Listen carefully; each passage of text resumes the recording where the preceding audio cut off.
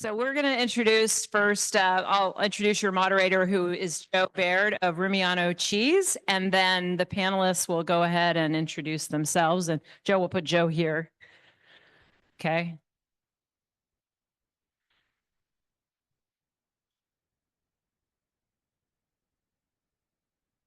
Thank you, Cynthia. Are we going to pass the mic? Is that the right? Oh, no, we have many mics.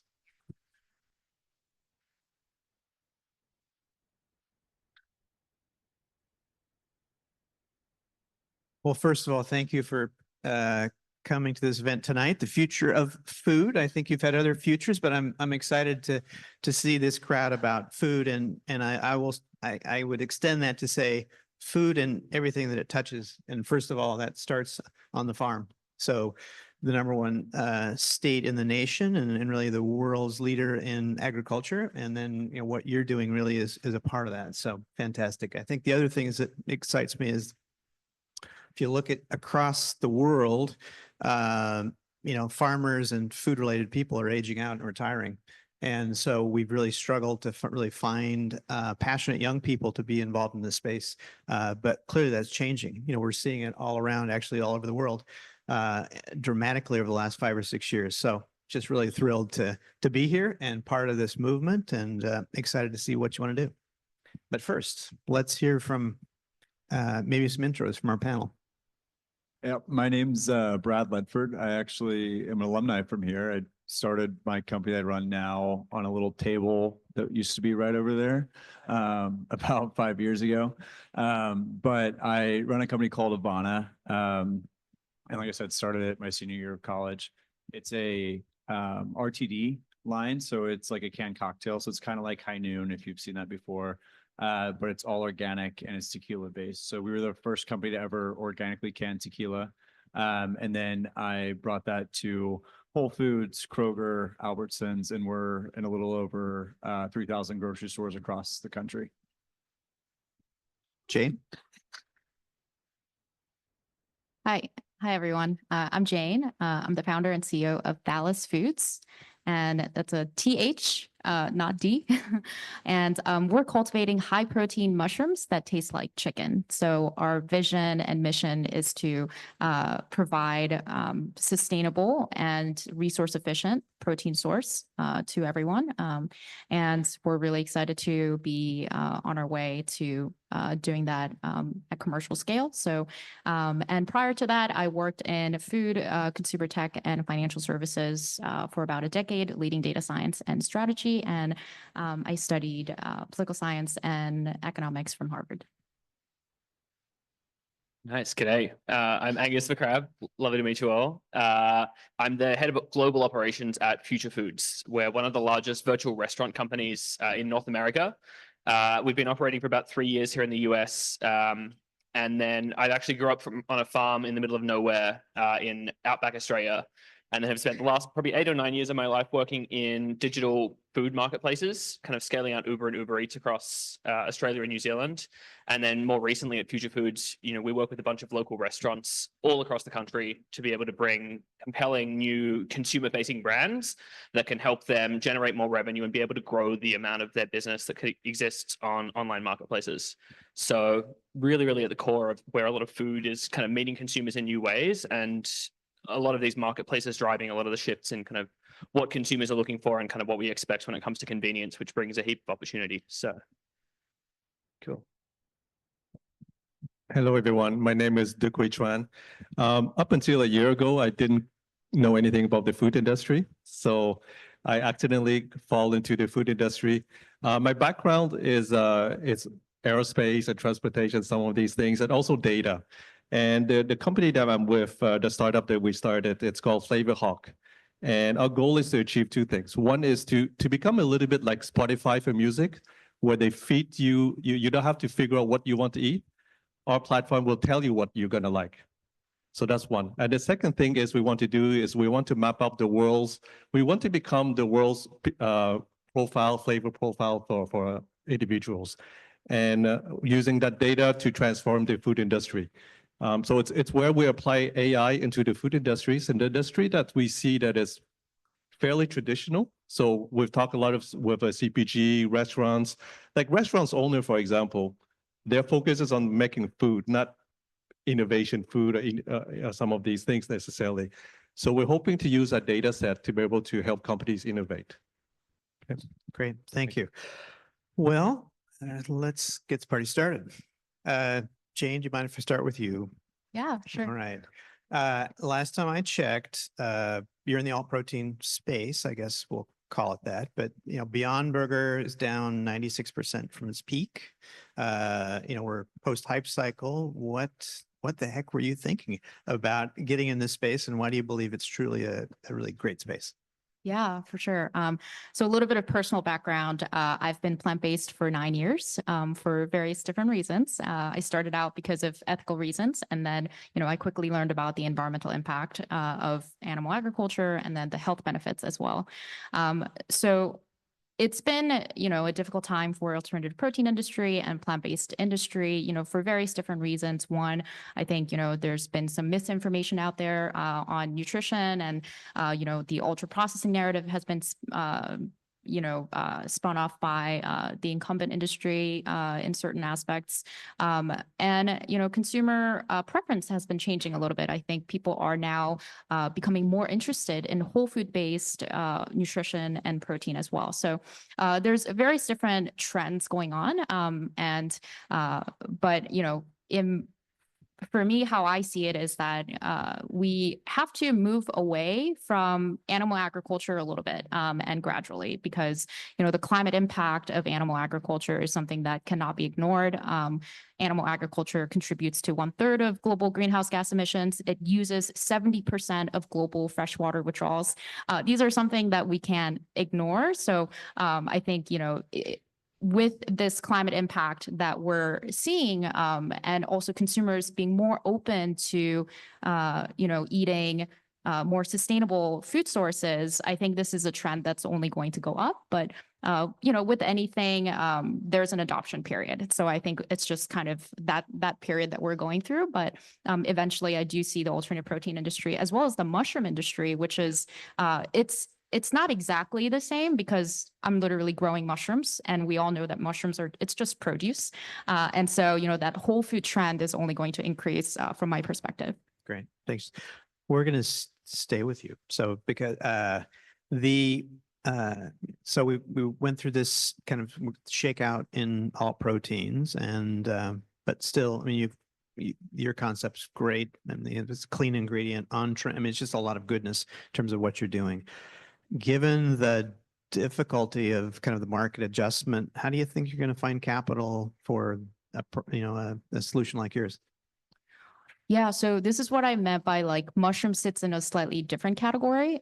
So mushroom actually has been increasing, mushroom demand has been increasing year over year. And right now it sits at about $72 billion globally market size. And it's projected to almost double, reaching $120 billion in less than 10 years. And so the demand for mushroom and interest in mushroom actually has been growing. So the alternative protein industry and the mushroom industry, the trajectory has not been the same, although it's adjacent. And so that's what I'm really excited about in terms of, new countries learning more about mushrooms. And, they've been consumed for centuries in Asia, and in the US, and in Europe, we're learning more about them. And so I think every day I see people becoming more interested in mushrooms. And so I'm really excited about that trend. Awesome. Great. You're going to do great. All right. Angus, let's talk about the problem you're trying to solve. So at the very core, our mission at Future Foods is to make every kitchen a profitable one. So a lot of restaurants out here in North America, it's one of the toughest industries to be in.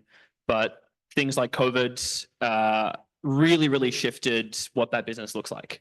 So for a lot of restaurateurs that are out there struggling to deal with, this world that they might have known for decades that's now changing in front of their eyes, adoption of digital channels, you need to be playing in different places in order to win, and not doing a good job at these things is actually costing you. That's a really, really tough set of circumstances to work in.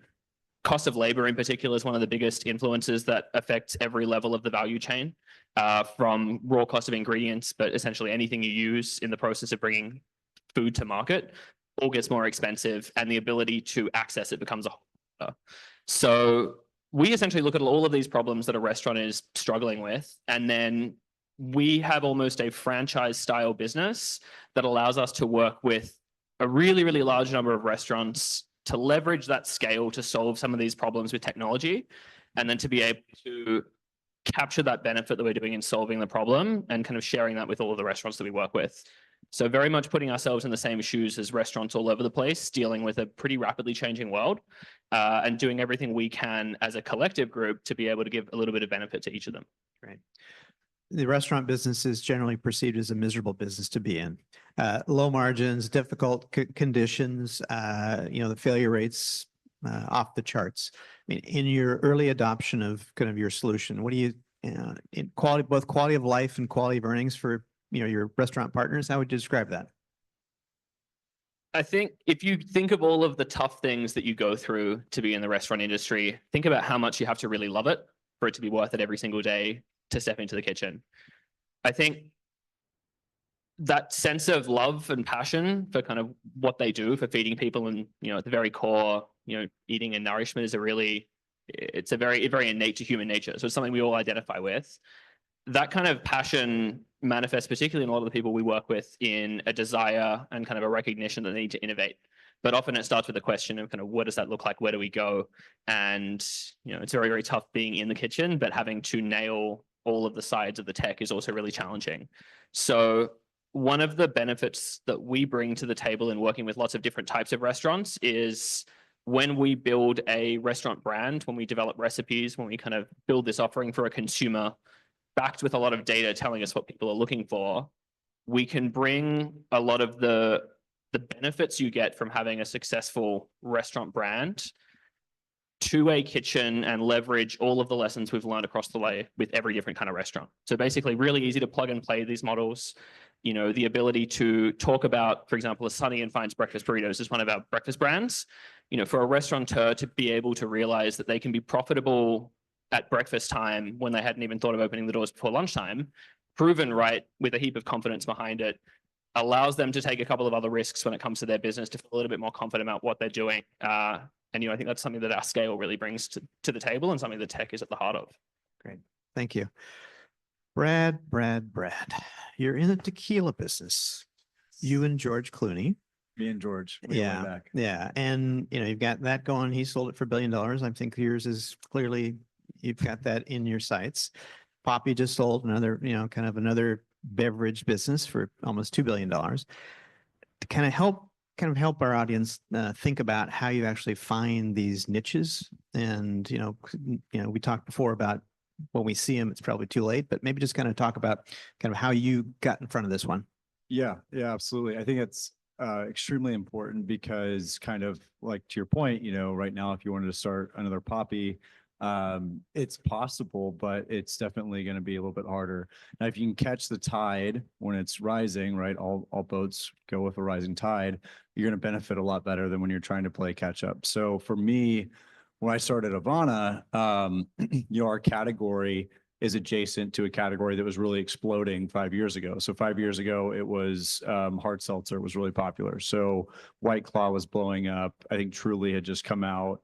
But our subcategory, which is what we call RTDs, which would be like a tequila base or a vodka base, so like High Noon, for example, that had not come out yet. And so the innovation was really in this kind of subcategory that wasn't a part of this already imploded, larger category. So when you're looking at, where do you fit and where's the opportunity at in your category, look at what's really kind of exploding in growth right now, and then look at its near neighbors, because the near neighbors can build off of that growth, but then kind of catapult it, but at a kind of a delayed rate. So you have some time to actually get your product figured out, get the capital raised, get into the market, and then you can benefit from that strong consumer demand at the right time. Great. Thank you. Yep. Duke, complex. Well, you said you've been in food for a year, so you weren't eating before then? No, I knew how to eat, but other than Yeah. that, I know how to cook a few things as well. Yeah. So you have a lifetime of experience Yes. directly with food, but now you're applying that. We have, kind of related problems in the food industry, whether it be, obesity or tightening budgets as we kind of go through various, parts of the economy. What do you kind of tell us about maybe how your technology could be applied to some of the other, not just, hey, what am I going to eat, but what should I be eating? Yeah. Given I So- just ate 6 cheeseburgers last week. Yeah. So the two side of the coin of a company, one is figure out for people what to eat, and the other side of the coin is helping companies leveraging the data set. And if you understand everybody's taste profile, you can now leverage that because we map out the restaurants with the menu, with the ingredients. So once you and then you overlay the people's taste on top of it. So based on their behavior on the app.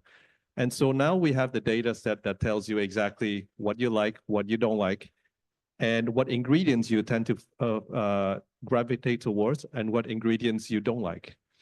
And if you have some health issues, if you have some little things like that, you can start to imagine where with that data, you can have insights that otherwise you wouldn't have the insights.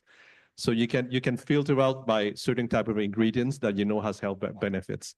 And so the data are being used by we have a couple of verticals marketplace that we go after. One is the consumer packaged goods. So they spend in a range of 65 billion a year on R&D with an 80 to 90% failure rate. That's astonishing to me. That basically 80, 90% of the product that come out fails. When we talk about waste, that's massive amount of waste. We talk about restaurants, around 50% of the product they come out fails. If you talk about airlines, I spent a number of years in the airline industry as well. 40% of their food they come out, it's a failure. So very, very high failure rate tells me that the whatever the data is being used today is part of the problem. Mm-hmm. So that's the thing that we can solve with. So it could be for health reasons. It could be for monetizing reasons. It could be for figure out new flavors as well. We also live in a very globalized world, and I've been lucky enough to have traveled over 40 countries. So I'm able to taste all kinds of cuisines, and so you start to see that the flavors are, I don't want to say converging because it's not converging, but you see flavor appears in different places as you go. So these are all the things that the data from our company can do. And health is just one of the benefits of that. Great. So we actually talked to one hospital as well, who's thinking of using our data to see what kind of food they can serve. So you have to combine. It's very complicated because complex in the sense that not all healthy food that people want to eat. Yeah. So at least we can narrow down the ingredients that are healthy and taste good. I'm going to push on you a little bit here. So, it's clear how Brad makes money. He manufactures, organic tequila and organic fruit juice all together in an RTD, and people drink it happily. You're growing chicken in the woods mushrooms. What's your business model? DoorDash or Uber Eats takes a piece from the restaurant. 2-3 different business model. One is on the advertising space. So on the consumer side, when we started the company, we started the conversation was, oh, Yelp sucks, but that's the problem we're solving. But when we roll out the app, where we make money is on the advertising, just like Yelp.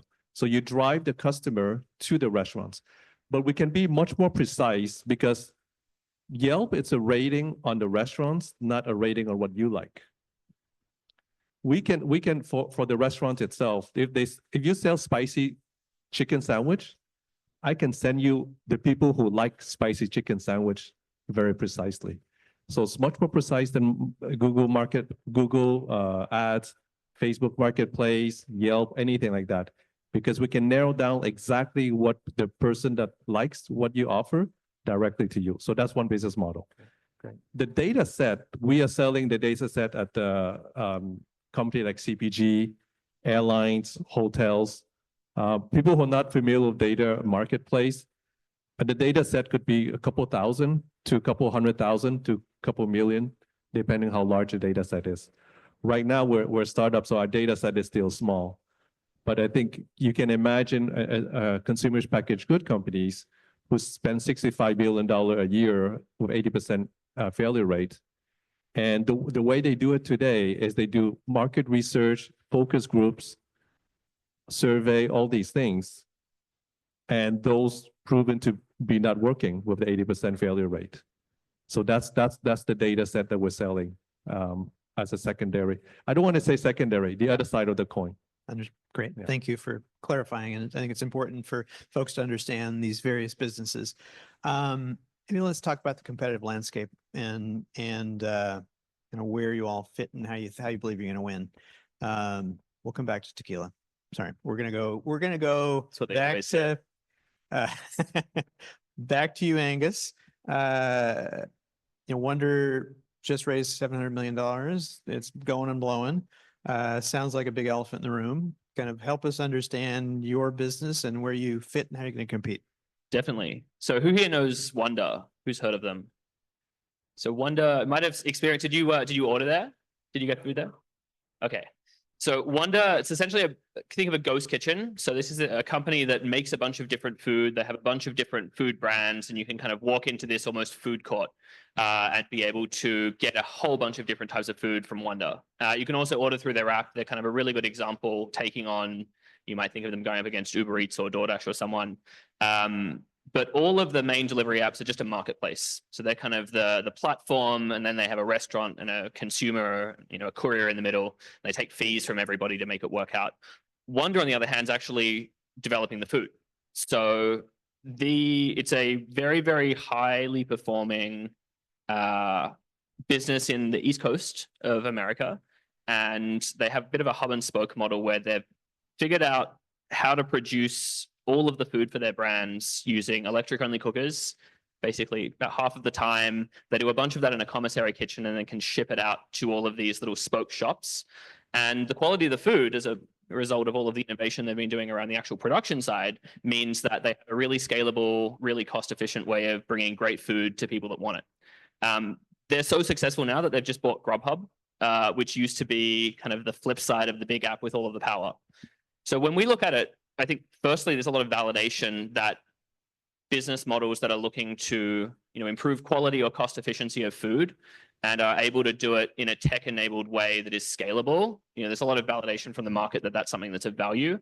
And I think they're a really good example of starting at the very bottom, building up from the core, using tech in some smart ways, and it's allowed them to scale fairly well across the East Coast.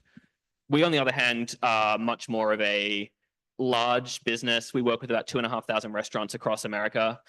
We have all of the scale, and we've kind of started from all of that, zooming in to arrive at all of the problems of a restaurant as we try and figure out where we can actually differentiate ourselves and drive the most growth. So for us, we see our ability to solve essentially cost efficiency and the standardization of food on our platform and kind of through our brands in a way that can be really beneficial for a lot more types of restaurant. And we don't necessarily see the path as being, we have to control all of those means of production. We have to own all of these kitchens. We have to ourselves go and innovate in all of these places. But instead, we look to partner with essentially the best experts in different fields that can allow us to make good quality foods more accessible, more available at a cheaper price without having to control everything yourself to do it. Great.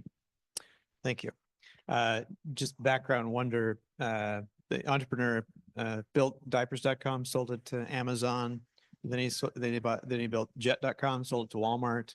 And then he really turned his attention to this space, because he believed that, very successful entrepreneur really in this food space. So it's just kind of validates where we, there's market opportunities where you're focused.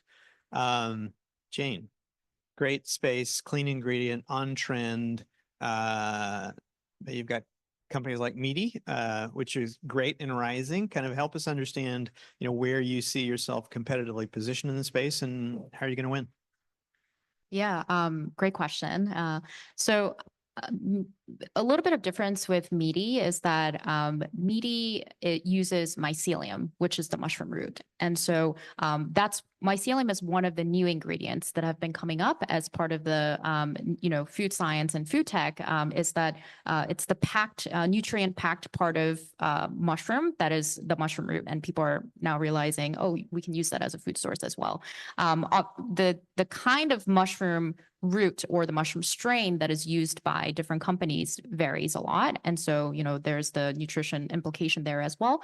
But how our competitive edge is the fact that we are actually the mushroom itself, so the fruiting body of the mushroom. And so the innovation with mycelium is really amazing, but and this can be a controversial point, but I still believe that the fruiting body, through its growth stages and the digestion that it has done with the nutrients, it contains different types of nutrients compared to the mushroom root, which is the mycelium, and potentially it's higher quality nutrients. And so and it's something that people are more familiar with. Like we all know that we all have had mushrooms, oyster mushrooms, lion's mane, shiitake. And so it's a familiar category, and I'm growing a new type of mushroom, but it's in the category that we're very familiar with. Whereas mycelium is still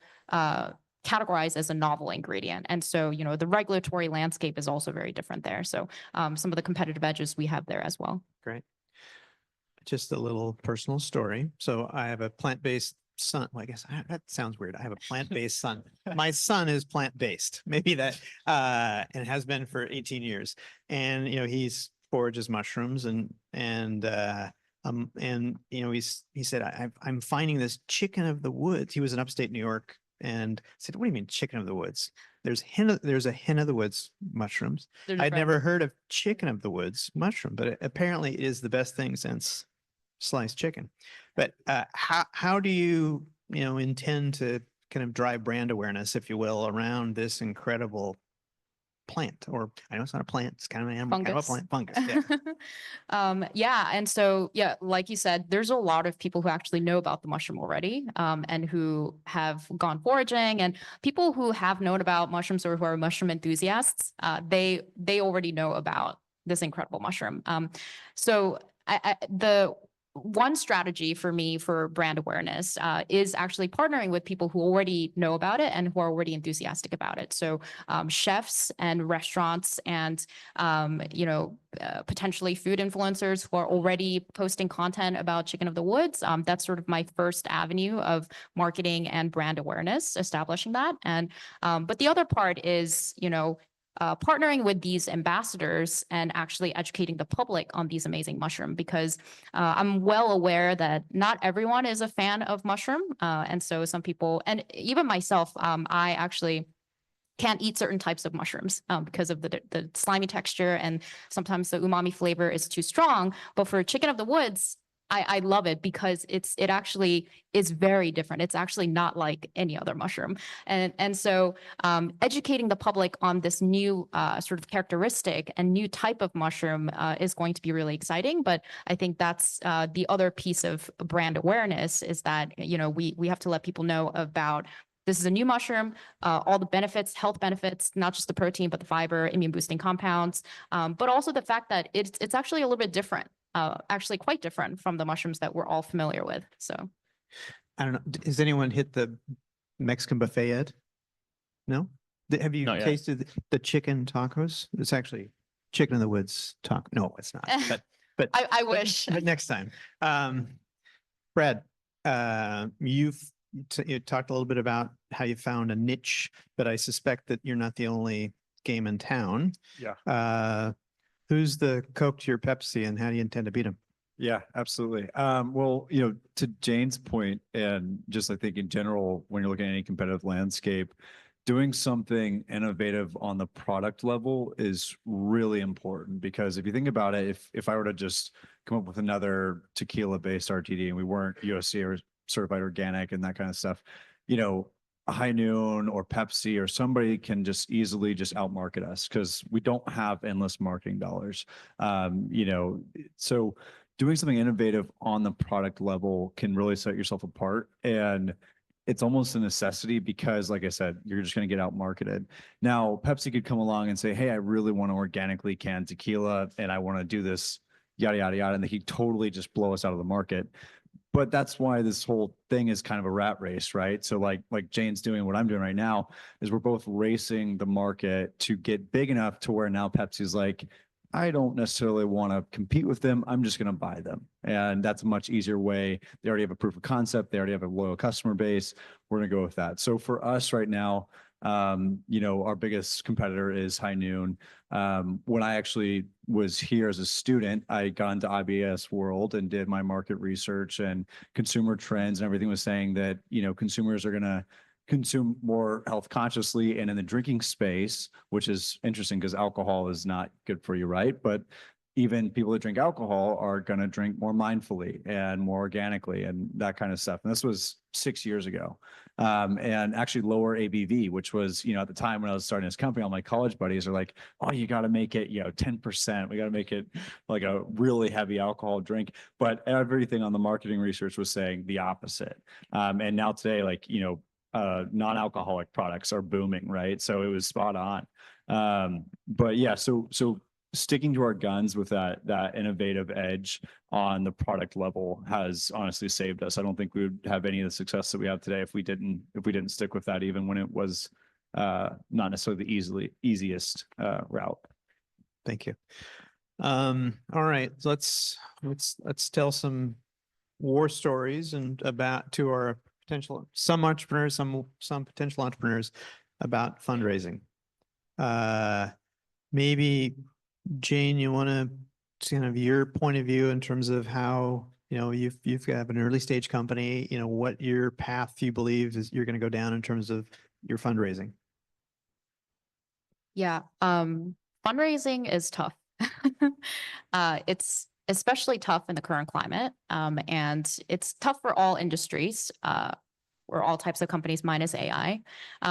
So I think literally AI companies took like 98% of the total private funding or something crazy like that. So it's very difficult for food and beverage, and all of us are food here. So difficult. Maybe Duke, you have the AI angle. Actually, we're a Yeah. Google AI startup. Okay, so you might not face this difficulty, but so it's just a matter of I think being really lean with your cash or your expenses right now, and so that's definitely one thing. This is not a climate where you can just fundraise constantly, so being mindful with spending. But the other thing is, I think for me, it's knowing when to raise or being strategic about raising. I think before a couple years ago, it might have been possible to just, come up with sort of a rough timeline. You just go raise and you talk to some people, you talk to some funds. But now I think it's much more of a long game. And so you do have to build those relationships much more longer, over a longer horizon, much more in advance. And so, for example,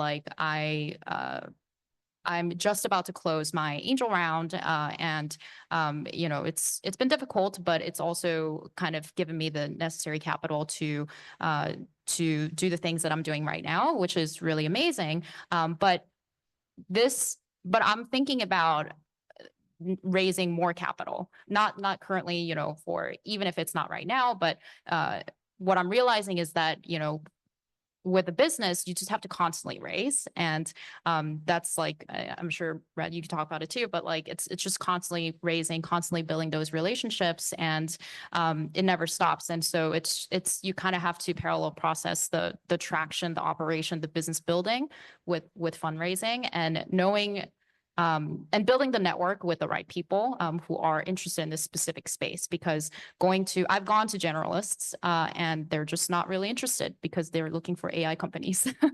And so I have to go to people who are specifically interested in food, sustainability, and et cetera. So be patient. AI is going through a hype cycle. There'll be plenty of capital to other parts of the economy. Have you thought, today you're growing your own. So in terms of your own site? Have you thought about how you maybe leverage other growers, if you will, and how that might Yeah. extend your capital? Yeah, so that's part of my the plan for scalability or the commercialization aspect is I know we're going to talk about automation at some point, but automation is a big key part of how commercial scale is going to be possible, but also other farmers. And so contracting with other farmers, partnerships with our other farmers, that's definitely part of my business model in terms of the future plan of scaling, because that's the leverage that we have in terms of, agriculture and farming, is that we can work with other people through licensing model or contracting model, and really scale this quickly without us, doing everything in-house. Thank you. Angus, you want to talk a little bit about your journey from a funding and growth standpoint?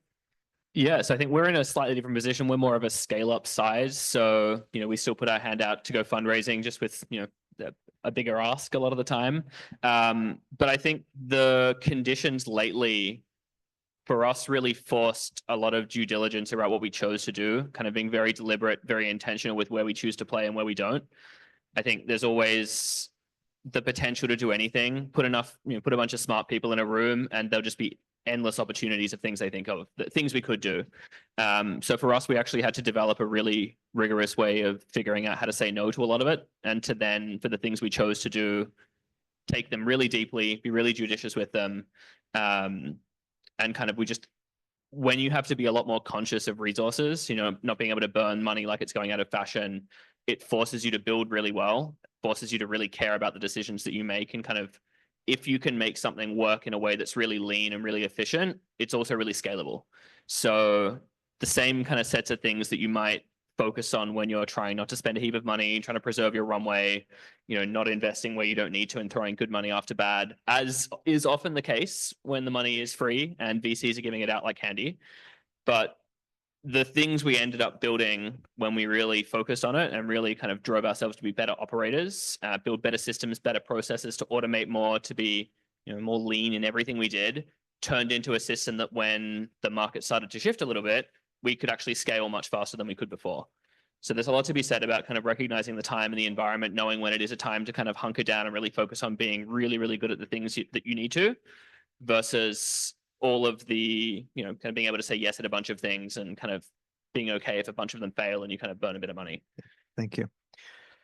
Brad, you're down the path, I guess, with a few rounds. Kind of what'd you learn, and then how are you going to pay those investors back? Yeah. How many people in here are planning on starting a company, have maybe already started one? Anybody? No? Okay, there we go. 1, 2, 3, 4. Okay, quite a few. Good.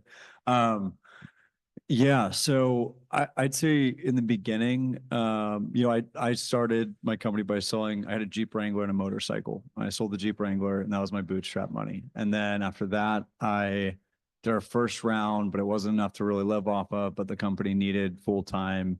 So I moved into our office and I lived in a futon in our office. I don't think it's illegal, or yeah, it's definitely not legal, so don't do that. But anyway, so it really, really scrappy. And the thing that I learned is when I've gone into these bigger investment talks, it's all about the numbers. It's all about the numbers, et cetera.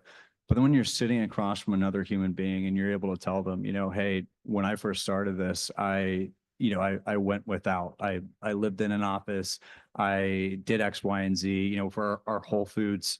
When we got Whole Foods to pick us up, they actually said no originally. And then I got in my car and I drove to every single Whole Foods in the state and brought them our product, got their feedback from them, and then finished my journey at their corporate office and sent them an Excel sheet and said, I brought him donuts. I saw his wife like donuts on Facebook. So you got to do some crazy stuff. I'm not going to lie. And so I dropped off these donuts that I knew his wife liked from Facebook. And I sent him this Excel sheet to his email because he wouldn't respond to any of my other emails. And and he calls me. He's like, hey, are you the guy that's visiting all my stores? And I said, yes, I am. And he's like, you got to stop doing that. I was like, all right, but you have to listen to me about Avana first. And we did. And now we're one of their best selling RTD SKUs nationally. But to that point, thanks. So that point in the beginning, you got to do the crazy stuff. And then after that, yeah, once you get deeper into the rounds, right now we're doing our third, or I guess it's our fourth round. This is our Series A. For us, like you dive into the weeds on comps and getting what similar companies can get. Then you get all these hype exits like Poppy that just did their $2 billion exit and gets people excited. So for me, one of the best things I did early on was a really robust financial model. So a projection model that went about 5 years out that was really, really detailed. I mean, we're talking this thing had 26 tabs. I think most investors probably just opened it, was like, oh God, no, and then just wired the money because they didn't want to look through the model. I genuinely think that might have happened once or twice. But that actually did help me a lot just to show the financial literacy on my behalf as a founder, then also to be able to show them like, hey, a lot of effort has gone into how our projections are going to go. And if they don't go perfectly, it's going to be okay, because if we don't hit that mark and we land down here, it's still not too bad of a place to be. So yeah. Great. Good luck on the timing. Yeah, thank you. It's timing's everything in terms of that exit. We can see that, if you look way back, Ballast Point got it right at the right time. Yep. Market crashed. There's other parts where, wine business is cratering now and people are shedding assets. So it's timing is everything, both in terms of when you start and then when you exit. So Absolutely. we've talked, I think we have about 10, 15 minutes. I think that's where we're at. Where's the timekeeper? Yeah, we're good. Okay. We've spent some time, we've had to talk about AI. So, but we've spent some time kind of hinting around AI around knowledge work, whether it be, data gathering or kind of consumer preferences and that sort of thing. But really in the food business, it's very manual. So think of in the farming, it's really, most of it's backbreaking work. In the restaurant, it's not any fun. In food processing, Starbucks makes 1 billion sandwiches, so they don't make anything. They have made 1 billion sandwiches around the world. Most of it's in places where there's 200 or 300 people who are assembling, like I Love Lucy sandwiches. That in today's shift in immigration as well as labor costs, that's hitting a wall. How do we believe technology could be applied in the physical world? I think we finally got to robots. So robots.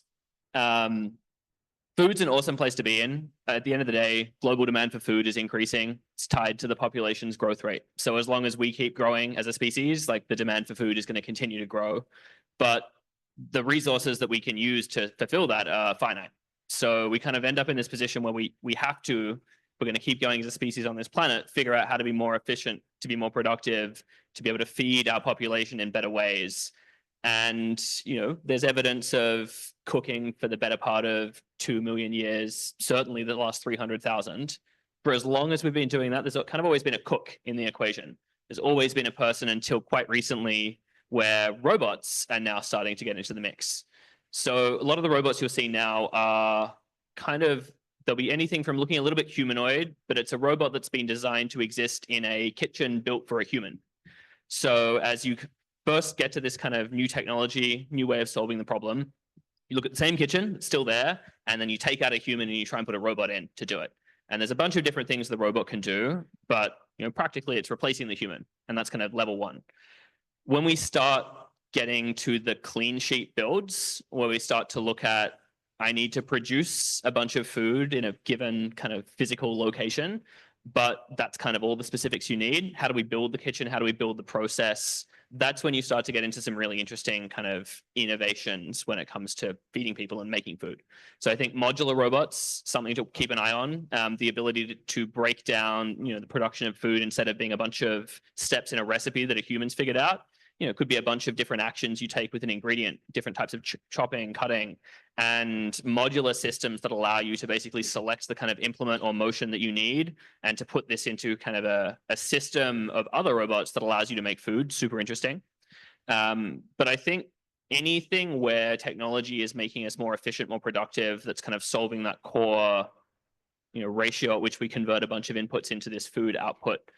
Technology that's helping us to become more efficient and certainly cost effective there that's one of these are going to be the ones to watch. I think labor cost is probably the biggest thing on the mind of any restaurateur and a lot of people, even food adjacent, especially in California. So I think solutions that are able to take robotics, it's also how you get AI involved as well. You know, you've got a robot, which is now a piece of tech, so you can have it chat with all of these other cool pieces of tech. I think those applications are going to be the ones that are definitely worth watching, especially here. Well, for now, it's mostly IoT. You have a lot of data that's going back and forth. So one of the product I used to work with a different company, it's just almost like a clicker to tell the farmers when to water the plant. It's a simple device. It's where even without internet, they'll know that. So we would install antenna everywhere, and then when the soil get a certain level, you water the plant. Simple things like that. And also a lot of the farming equipment today has all kinds of data that goes back and forth. And so you start to measure everything. That's really the current stage that we're at, is people start to measure everything. In terms of the next evolution of AI, once you start measuring everything, you start to have more data of it. Once you have more data of it, you can measure even more precisely in terms of what are the yield. So to solve this problem, it's multiple ways, right? You can improve the yield, you can have robots, and also the third thing is you can have you can be more precise in what people actually eat. I think waste, I don't know what's the exact number, I don't 40%. 40% of roughly. wastage. 40% of wastage is basically, if you narrow down to it, it means 40% of the time you either serve the wrong way, people don't want to eat, the distribution channel or anything like that. By the time it gets to the consumer, the food is not good anymore, things like that. So this is where I see all the optimizations with the data really is going to help. So you're going to solve it in multiple ways. It's not going to be one solutions, but everywhere I see the common thread to me is leveraging the data that you have. As you have the right data, you can make all kinds of decisions. You make decision of things that you didn't even know exist. So this one thing I love about once I see a lot of these data is when you combine different data, there's insight that you never thought, because you didn't even ask that question.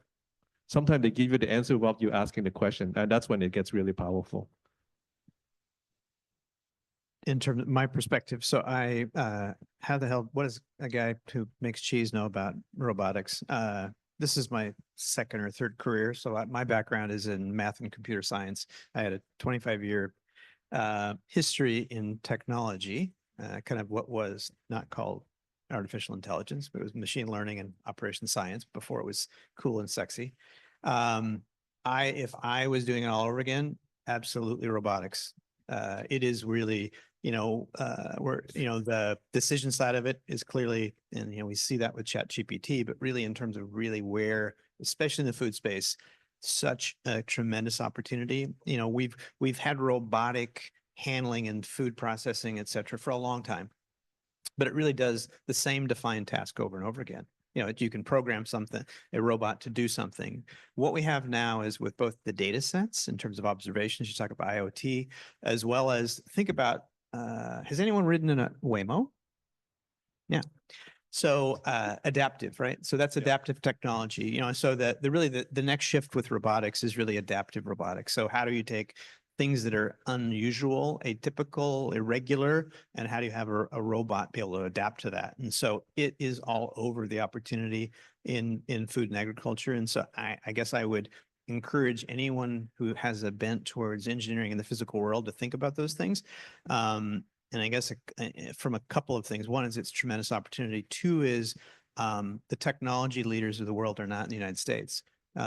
It's in Japan and in Germany and other things we talked about where labor has been very scarce. We really do need that kind of technology in the United States. So I just would kind of my hand up for people who are interested to take a serious look at that.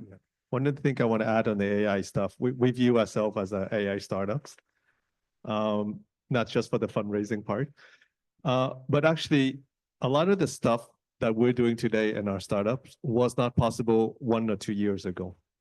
And some of the stuff that we're doing, some of my, we're teams of a bunch of like AI nerds, and things that some of my colleagues telling me it took them 6 months to do. Today, it took them 3 days to do. And this is readily available technology that all of us have access to. It's mind blowing. Because we would write AI agents, which is an AI that create other AI for us in some ways. And so we are really lean in our startups because we're able to create all kinds of AI agents that that's almost replacing the employees. So we're a small team, but we've done a lot, and it's so all these AI tool, it's readily available. It's a year ago wouldn't be possible. Are we Q&A time? Are we, or do you want to? Oh, one thing about the automation in the agriculture space is, price parity, I think, we were talking about in our discussion, and automation and smart farming, and also AI is closely related to that because, like you mentioned, labor cost. And so without automation, reducing labor costs is nearly impossible, especially in the US. And so I think that's really critical to look at from scalability perspective, but also food security and food accessibility. That price point is going to be critical. Absolutely. I think, still, even if you drive up the Central Valley, it's still incredibly manual and incredibly difficult conditions. It really doesn't entice people to get into the business, and so how do we make it really quality of life as well as efficiency, I think is just super important. Every time I go back to the farm and have to do manual jobs again, just lights a fire underneath me that surely we can automate half of this. Yeah. I'm doing it every day right now. Half the time I'm cleaning the floor, so it's not fun. All right. How shall we do the Q&A? Are we going to have a roaming microphone or what's all right, let's do this thing. I mean, I'm pretty loud, but I can use some. What? Does it even work? Yo, check. Whoa. Okay. I guess first question for Brad. Well, it's kind of a two-part question, but you answered the second part already, which was essentially going to be, you nailed the category, you nailed the timing, you nailed the product. What was the execution like? And it sounded like the execution early stage was you just grinded like an entrepreneur and did whatever it takes to be successful. So I won't waste everybody's time with that one. It was an awesome story, so thank you. I guess back to the first part, when you've got so much opportunity out there right now and there's so much white space, and when you think about identifying timing, fit, product, you obviously did a lot of things right. And you alluded to some things that you did, some market research.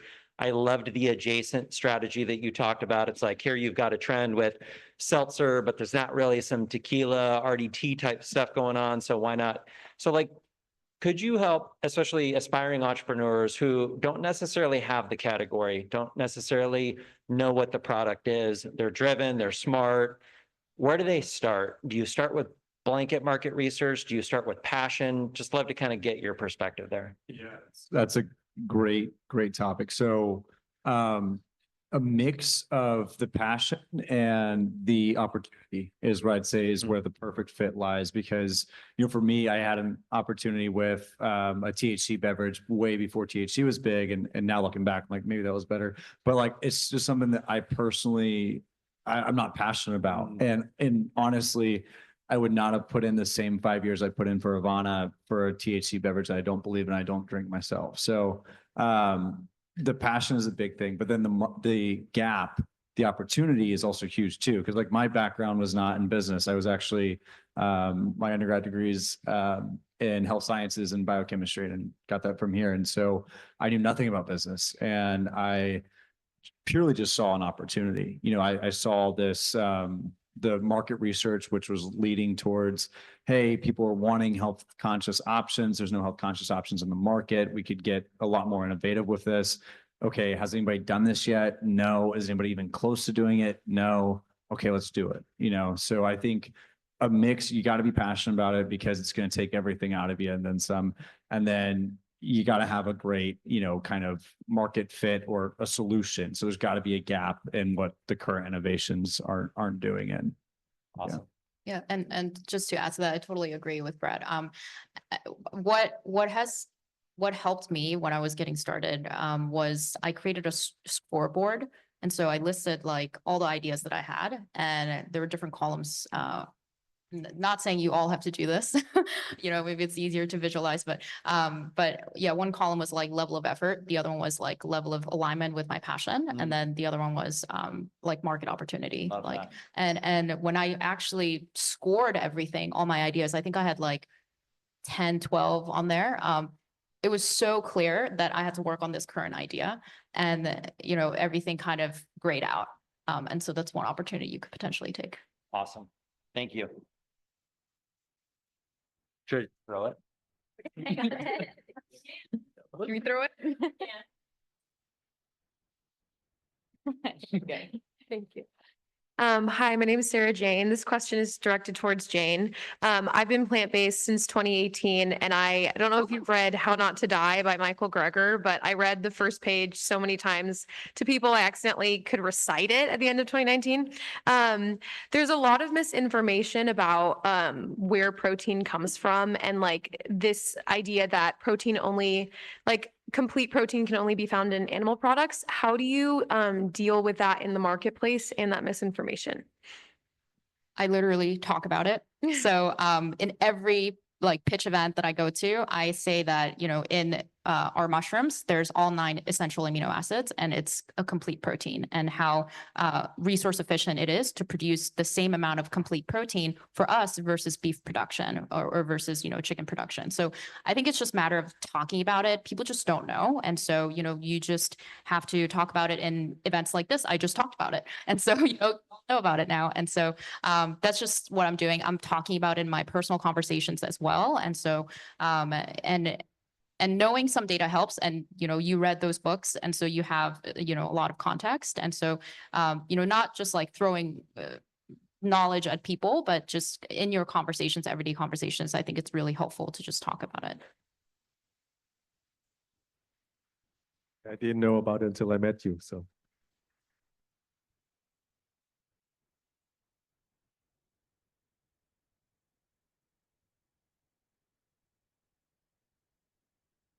Also for Jane, all of you are very interesting, but so there's a lot of tailwinds in like the I guess not artificial, but in the protein supplement industry, like driven by GLP-1 drugs.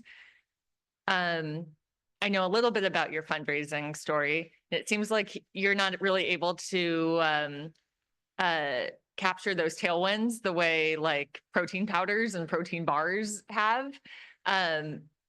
I guess, can you talk a little bit about that, or have those questions come up when you've been talking with investors, or? No. A little bit, not too much actually, because I think they see us as a different category a little bit. I think protein powder, CPG, and the supplement category is treated a little bit differently from food and agriculture. I think one thing that investors are a little bit scared about is the capital expenditure. So, with agriculture, with food, there's a certain amount of capital that is required to start something because we're literally physically producing these things. And so that's something that investors are a little bit more conservative about nowadays. And so back to my point about what I said about, and what, Brad, you were talking about too. As scrappy as possible, trying to extend that runway as much as possible. And so showing that I think really would help with investors. And so I'm trying to show that to investors right now. But I think it's just people understand the benefits, but it's just a matter of like, okay, how much capital and how much runway do you actually have? We're gonna, sorry, pass the cue, but I just some learnings, this whole concept, you probably don't need to grow your own. I think just look at spaces like the cannabis industry that's overbuilt with a lot of infrastructure and collapsing. There's other places where there are built environments that could be leveraged. So. Okay, mine's, I guess, for anyone or everyone. When did you know, or how did you know when the right time to go to market was? I feel like, I know for me at least, I'm a bit of a perfectionist, so I'll definitely obsess over research and getting everything exactly right. But I know there's for sure a balance of taking time to make sure you have everything planned out and also trying to jump on things at the right time or early on. I can take this one. Soon as possible. I think you're gonna get it wrong. Whatever you think, you're gonna be wrong. But I might say it in a very serious way, because when you go to market, it's like predicting what people want, and predicting people is almost an impossible thing to do. So the only way you'll know is actually go out and get the data that you have, then you adjust. Almost do if you're a researcher, you'll do A/B testing, let's say. You A/B test two concepts. One works, you A/B test that. You keep breaking it down almost like a tree diagram. But you should just start, because you can debate with yourself forever and you'll never start. Truly. I think the best way is just start. And once you start, you'll learn so many things. And whatever you think makes sense to you, it may not make sense to a lot of people. And there's no way to know. There really is no way to know. Yeah, we changed our name 3 times before we found out what was going to stick. So, oh gosh. The very first one, when I was a student here, it was, so you know what, Mike's Hard Lemonade. So it was gonna be Brad's Organic Cocktails. That's how bad it was. And I had a sticker of it on my laptop. And one of my employees actually saw that sticker and was like, why don't you pay attention to this class? It's like, because I'm working on this thing. And now she works for me. So just get started. And yeah, just don't get any tattoos of the name because it might change. I didn't do that, but that's my advice.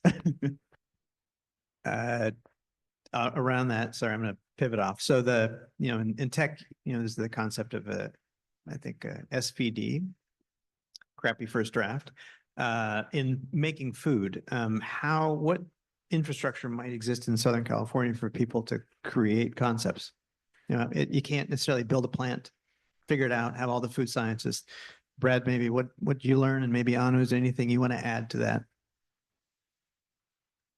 Yeah, I guess for me, it just kind of goes back to looking at the databases that are available. Like Chapman, I know used to have IBIS World. I don't know if we still have access to that or not, but that was like, I mean, those use it. That stuff is not, when I got out of Chapman, I wanted to go back because we wanted to develop some new products. And I wanted to buy a report, and it was $10,000 for a report I would get for free when I was a student here. And like, I was the only nerd using it and nobody else knew about it. But like that's literally how we built our company, was by looking at what that was predicting. And now I can tell you, sitting on the other side of a 5-year projection period, it was spot on. I don't know if every report's gonna be spot on, but the one that I was reading, 5 years ago, it was. So I think, like you said, you can't test everything, right? And we can't, we don't all have $1 billion to launch a little product and see how it does. So really knowing the market like the back of your hand and studying it, like your life's going to depend on it, because it might, so yeah, that's what I would say. Talk at all about kind of the infrastructure and academic world, Sure. Yeah, thank you. Thanks, first of all, for excellent presentations by each of you, and your questions were excellent. In terms of the climate in Southern California for entrepreneurs, there's a lot of start. I don't know if they're all into AI, robotics, cutting edge. There's a lot of food entrepreneurs who are just trying to make simple, good tasting food.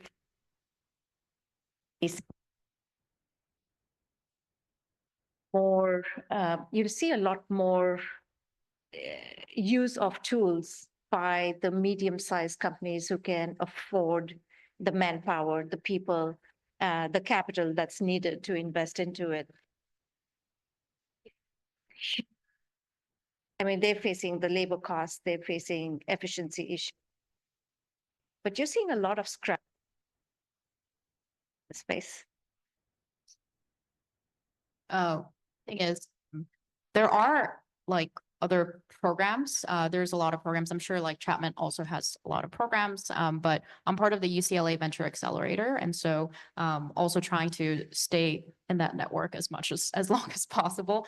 And because there's other follow-up I think that's a really great way of sort of testing your prototypes and also having a little bit of support, or actually a lot of support in terms of knowing type or even utilizing some of their space because some of these universities will have subsidized, incubator spaces and things like that. So definitely something to look into. Yeah, I can add to that just a little bit more. At Chapman, of course, you have this wonderful entrepreneurship space and the support that they provide. Our food science program has a pilot plan. So we work with a lot of companies as they're coming up with new products, scaling up. We help them with that. But also there's some really strong startup communities in this area. So Startup CPG, for example, provides a lot of resources and they just build that community. So it's peer-to-peer assistance also that they provide. Naturally, LA is another hub that provides a lot of assistance and they have meetings on a regular basis all over Southern California. Done a lot of those events. They're cool. Yeah, Yeah, cool people. yes, Great. please.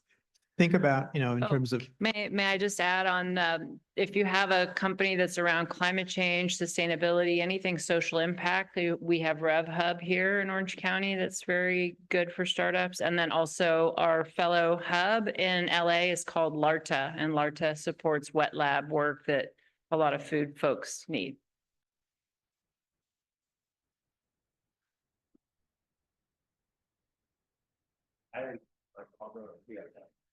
Okay, since it's the future of food, let me ask you a couple questions. First of all, with the use of technology, robotics, what does that lead to? And we know the labor costs. What about the yields and the food costs and the reduction of food cost? Do you have numbers yet on what robotics does on your yields? Yes, so we actually, some of the robots we have that are early days, we were able to get our average cost of preparation for food down by about 50% with an MVP. To be honest, I think we're still waiting to see where that starts to diminish a little bit. And I think there's some interesting things around being a lot more efficient with modular robots, more so than just having the kind of articulated arm that you're picturing making a bowl or something. I think there's actually a couple more efficiencies for modular systems doing different formats of food where labor is typically a little bit more of a component in the unit cost. Okay, so on that 30 to 40% waste rate, how can you impact that through predictive analytics? How do we reduce that 30 to 40%? Where do you see it going as we implement what you do? It'll be a wild guess, to be honest. What we can do is it depends on what, first of all, let me categorize different things. One is getting the right ingredients or what people eat. That's the first steps. Then in the yield optimizations in the farming land, that's at the end. So you can kind of go from both angles. One is from a demand perspective, one is from a supply perspective. From a demand perspective, I wouldn't say we have enough data point to tell you right now what kind of yield that we're doing. But if right now it's a 80% failure rate and you reduce that to 70%, that's already a significant change. That's what we can say about the data that we have. Because right now it's a bit of a guessing game. It's survey, it's interview, and people don't tell you the truth. What people say and what people do is not the same, right? If you go to a restaurant, somebody asks you, did you like that? You likely say yes. And you go away, you never come back. Because you don't tell the truth. Same thing on focus groups. People don't tell the truth. And with taste, the flavor, it's really interesting, is that it depends on your mood. Depends on how you feel. What did you just eat yesterday? If you eat chicken today, you ate chicken yesterday, your score is not the same. In the airline industry, altitude changed your sweet and salt flavor by 30%. Weather changes, all of that. And so what we do is we measure behavior, not what people say. And because we measure behavior, we did the test ourselves. We train our AI we feed it 10 of our favorite dish, and we test somebody, we tell them the first 7 and let the AI guess the last 3. And we have it above 90% accuracy doing that. So these are the things, the predictive stuff that we do should improve the waste significantly. Because you can imagine an airline, I think like in United States, airline will serve 1 million meal a day. You get the wrong meal, that's 1 million wrong meal a day. Can you imagine the wastage that you have? You can think of restaurants. You can think of that entire ecosystems of wastage by just getting the wrong product out of the shelf. So that's one end. And then the other end, to me, in agriculture, I work in some agriculture tech. So I build technology for companies. So that's why I work in all kinds of stuff. Is just the time of the day you water, you can improve yield by 20, 30%. Just time of the day. That's one parameters. Now, once you have all these data, there's more parameters that you haven't even thought about. So I view the AI technology applied to all these space to be a game changer. I think we're not going to improve by 5, 10%. I think we're going to improve by like 2x, those type of factors. That's great. And thanks to everybody, because it's been phenomenal. But I have one more question. If you're really measuring consumer behavior, and I, for example, don't like mushrooms, but I've never had a mushroom that tastes like chicken. So I would be more apt to try that. But are you measuring me as someone who hates mushrooms or someone like me who likes chicken who would try that? In other words, does that create a headwind for Jane or does that help Jane in some way? Right now, we're not measuring that ingredients yet. I hope it helps me. But the way we measure it's on behavior. And so if you keep going to these restaurants, you order a dish that has that ingredient, then if you keep going back, your flavor matching score is going to go up. So your behavior tells me what you like based on how many times you eat the same thing at the restaurants. So this is how we measure things. Now, but we don't tell people we're going to measure what ingredients. We just know what dish they have, and we overlay that with the ingredients inside the dish. And that's how we're able to tell. And one of the things we do with the data that's really interesting is we look at, for example, different cuisines, ingredients. And for example, I remember looking at Vietnamese, Indian, and Greek. Seems seemingly 3 different types of cuisines. But when you look at the top 10 ingredients, 4 out of the top 10 is the same ingredient across the board. And so when that happens, let's say rice as an ingredient, I can now recommend you, if you like rice, you like Vietnamese food, I can send you to an Indian food that has rice. So this is like, we do a lot of cross data stuff to figure out some of these trends that we picked up. Is that it? No more questions? Well, there you go. Duck, you're obviously kind of data science and the way that you think about things, or your data-driven approach. It's all about the data. One of the things that I think a lot about, and I'd be curious to get your perspective, and really anyone on the panel is like, you have all of these data inputs, and then we're in the age of AI where you can analyze and make sense of it faster than you've ever been before. Great. How do you know, one, what's the right data to collect? Like you basically built a Yelp competitor, but you're collecting better, more high fidelity data because you're collecting different data. Did you know to collect that data initially, or did you kind of fall into that data and then all of a sudden look at the insight that was coming and say, oh, we should do, like, where do you start, right? Like, how do you know where to get the data? When's it enough data? Is it high fidelity enough data? Like, just curious, high level, you know? Remember the comment I said earlier about just starting? Yeah. That's what we just did. So we literally just started with the idea that, hey, help me find food. That's how we started. And then once we started that, we started to see the data set that goes in. And we build an AI agent to query questions. Yeah. We'll say, give me the top 5 ingredient in Orange County. And our data shows that. It's like, oh, that's amazing. So we're surprised by the data ourselves. Mm, And then from there, we build another thing we build that's pretty cool. We build a heat map, meaning if one of the customer we met, we build a heat map, which is in Orange County. We map all the restaurant in Orange County. We pick spicy chicken sandwich. We can figure out exactly which neighborhood likes more spicy chicken sandwich. And we overlay that with all the restaurants that offer that, and we can identify where the gaps are, where you should put your next franchise, for example.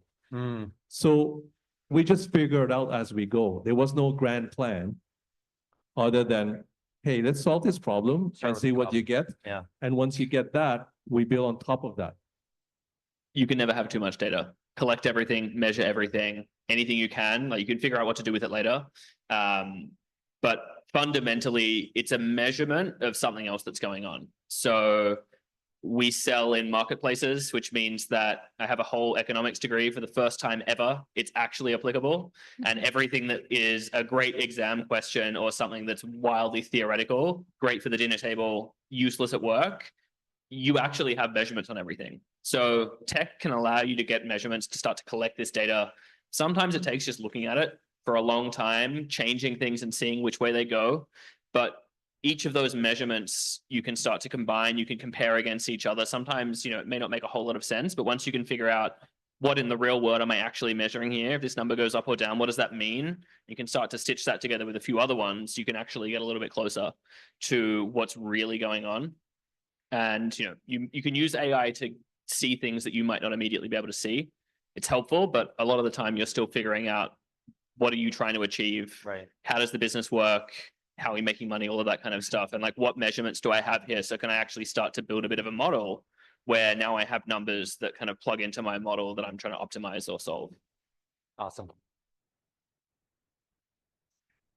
So, Mark, first off, I want to thank you all for the amazing information but I have one question for all of you. I'm sure you all have your own perspective.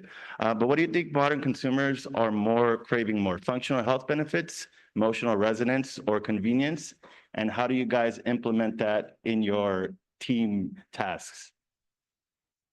I guess I'll start. I would say functional stuff is it's crazy hyped. And it's crazy how it if you were to ask me, I don't know, 6 months ago, what was the best functional ingredient? It would be like creatine. And now it's not creatine anymore. Like they already hit its peak and now it's down and now it's L-theanine and something else, right? So it's it's always something new. And it just seems like it's such a hot topic that anybody that can get or thinks they're getting any kind of edge on other consumers by consuming something that's better for them, they'll just go crazy about buying it. So to me, I think that's in these brands, they don't have any real emotional ties to a certain, culture or anything like that. Some do, some don't. But the people are buying it because they think that this creatine is going to make them the superhuman and their brain's going to work better than everybody else. It's crazy, but it's really how consumers are just grabbing at stuff right now, in my opinion. I too drink tequila for the health benefits. Yeah, exactly. All right, join me in thanking our panelists, please.